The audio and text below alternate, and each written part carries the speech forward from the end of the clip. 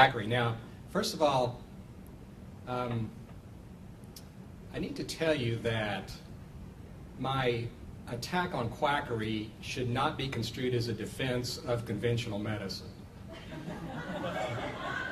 So I want to make that clear. I'm not trying to get business for my doctor cronies. And if you want, I'll be glad to come and talk, probably a 3-part talk on the abuses of conventional medicine. So I'll be happy to do that. There are plenty of people who are skeptics, who don't buy into faith-based systems, who run their lives with evidence-based reasoning, but still fall victim to quacks.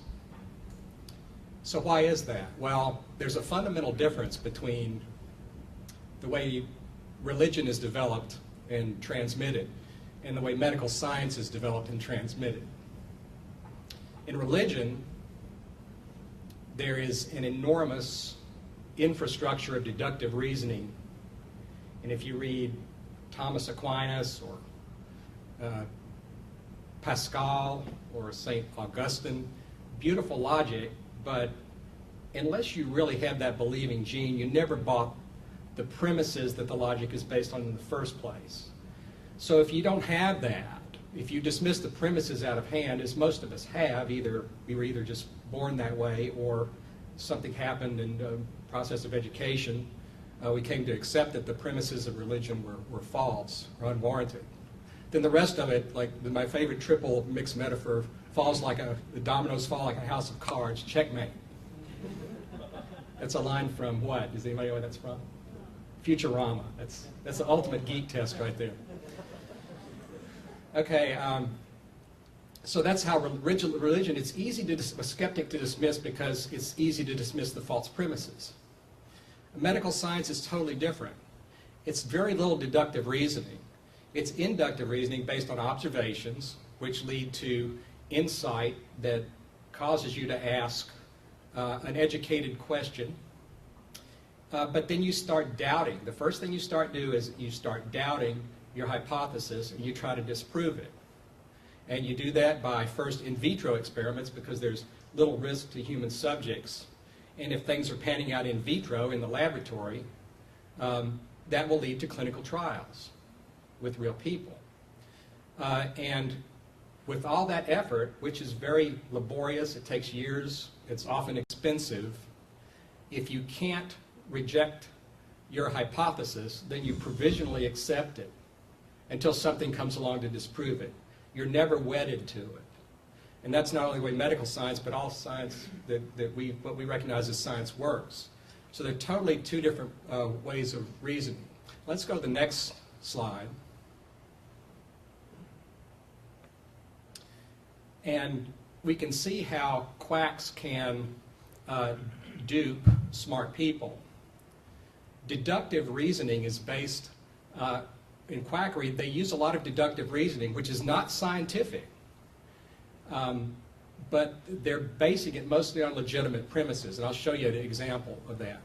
But they skip the part about making a hypothesis, they skip the experimentation, and they skip the clinical trials, and they go straight to a deductive inference, and then that's what they sell. Now, why do smart people fall for that? Well, because why are people considered smart in the first place? Because they were good in school. They have a large database. You talk to a smart person, they seem to be very well informed. They can talk on a wide variety of topics or very intensively on a single topic. And because they're very good at problem solving. You put a math problem in front of them and they can solve it. That's all deductive reasoning. Being smart does not necessarily mean you have what it takes to do the gumshoe investigation when you just need to figure it out in your great mind, right? So much of what science is not about being smart, it's about being persistent.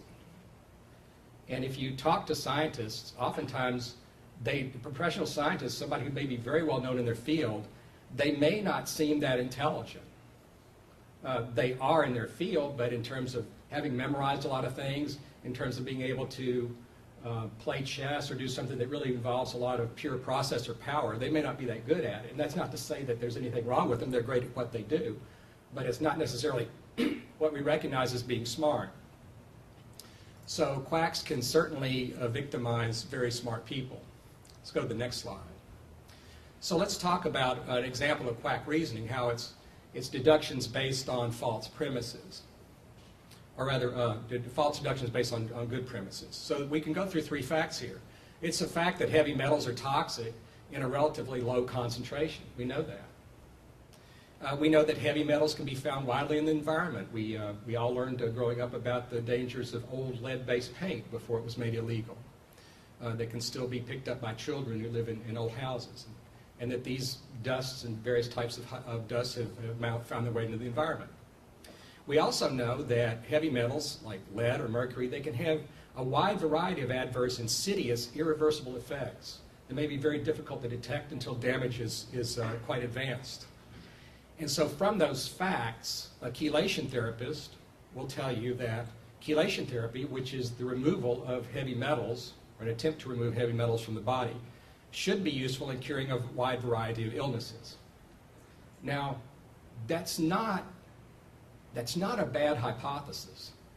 You know, what if atherosclerosis or hardening of the arteries were caused by lead toxicity or beryllium or whatever metal you want to talk about? What if it were?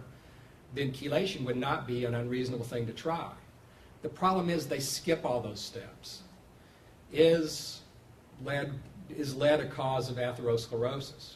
Well, first of all, you go to the autopsy and you take atherosclerotic arteries and you see if they have elevated lead levels in it. You see if the patients have a higher level of lead than patients without atherosclerosis. You do all these things and it takes a period of years, and then you think maybe it does, maybe we should try chelation therapy and see if that works. But they never go to that step. So they just don't do the clinical trials. They don't do the in vitro experiments. They come up with great premises, but they miss all the middle part, all the hard part. They just don't do it. Let's go to the next slide. A few ways you can spot quackery. Testimonials are perfectly legal. In the last talk, we talked about the Dietary Supplement Health and Education Act of 1994, DSHEA 94, which took certain nutritional supplements out of the umbrella of the approval process of the Food and Drug Administration, the FDA. But that act also specified what types of advertisements are allowed. So companies are allowed to present testimonials, which, if you're a scientist, you know testimonials are completely bogus. They're, number one, is subjective, and then number two, not statistically valid at all. And they represent the one person's view of one treatment for a disease that may not have ever even been diagnosed properly in the first place. The testimonials, I say women with 80s hair, for some reason they seem to be overrepresented in the testimonials. I don't know why that is. One of these days I will come up with a hypothesis that I will test about that. The men that fall for quacks don't seem as stereotypical. You know, they come in all shapes and sizes and backgrounds and stuff, but the women seem to kind of follow a pattern, and again, I don't know why. When the expert's shown on the TV as doctor, but a degree is not specified, you know, it's probably going to be a naturopath or a chiropractor. Probably will. And they can legally call themselves doctor, of course. And chiropractic, as I talked before, is probably a legitimate practice for some diseases, especially those that involve chronic musculoskeletal pain. But chiropractic has branched out much, much farther than that was ever intended. And so now chiropractic is right at the head of the quack roundtable. Now, another thing you look for is ascribing a single cause to a wide variety of diseases. The example of heavy metals causing a wide variety of things and leading to chelation therapy is a good example of that. And then that, of course, leads to prescribing a single treatment for a wide variety of diseases. So diseases are caused by all sorts of different things, with the admixture of the interaction by the patient or the host to whatever causes the disease. And even a disease that is caused by one thing oftentimes has to be treated differently from one patient to the next, simply because the patients we're not just carbon copies built from specks. We have variations in our own physiology. Let's go to the next. So what kind of buzzwords do you look for to detect quackery? One of the things you'll learn is quacks, one of the things they do is they throw everything at you. They throw a huge amount of information at you, and if you are suspicious of it, you have to go about debunking it. After a while, you realize that they basically won by wasting your time. Because they can just sit down and type out 10 assertions. They don't have to back up anything. And then you have to spend hours on the internet or in the library or wherever you go for your information to try to either figure out if it's true or if it's false. And you essentially can't do it, and you finally have to just go with the buzzwords and make the diagnosis on what I consider pathognomonic properties of quackery.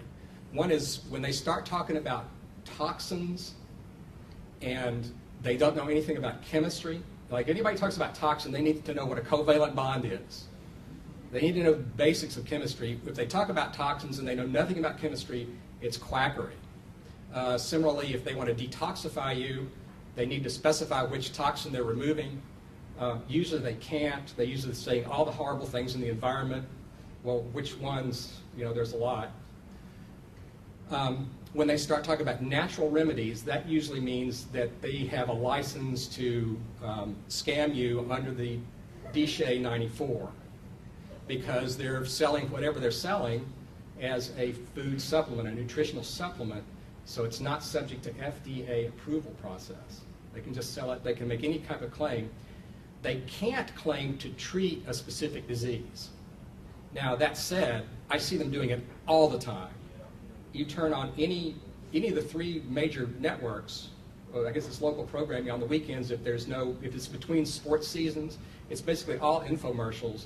And then they get on there and make all sorts of claims. And I guess essentially it's just so overwhelming that any attempt to enforce the law is just overwhelmed by the amount of abuse that goes on. But legally, they're not allowed to say that they can diagnose or treat a specific disease.